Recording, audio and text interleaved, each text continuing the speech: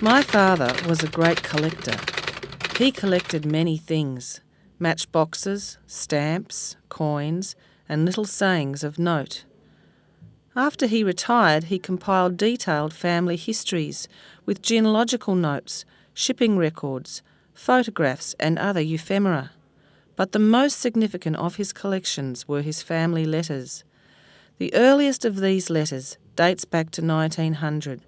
The last was the letter he wrote to accompany his will, which my brother and I read after his death. These letters were bound with string or bundled up labelled in his deed box. I could not bear to read them until now.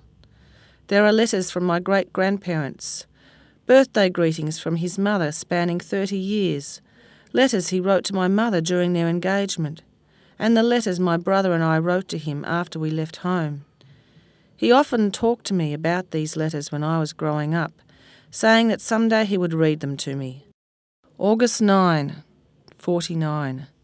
My very dear son, my only sadness is that the years have all gone too quickly. Your loving mother. My father came from a long line of writers whose voices survived in their letters. Dear Alec, Auntie Annie and I wish to join with your friends in wishing you a happy birthday. We know that your birthday falls in such a disturbed and anxious time, but all the more it calls for us all to stand fast in the faith in which we have been trained and to believe more earnestly than ever that the only hope of coming to a sane and peaceful world lies in the saturation of the Christian forces throughout the world. Your affectionate uncle, Henry Matthew. In his will, my father bequeathed me my grandmother's inkwell and writing desk. I often wondered where my passion for writing came from, and now, reading these letters, I know. My father believed in me as a writer when I did not believe it myself.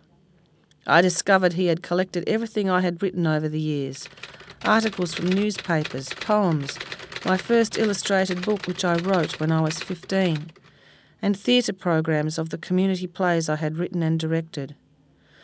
When he died, I was in the process of completing a 5-year local history project complete with book, short film and play.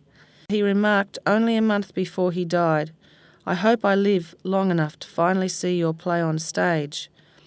Unfortunately, he died when we were still in production. He never really recovered from my mother's death 2 years previous. I wrote a eulogy for his memorial service. I continue writing about him to this day.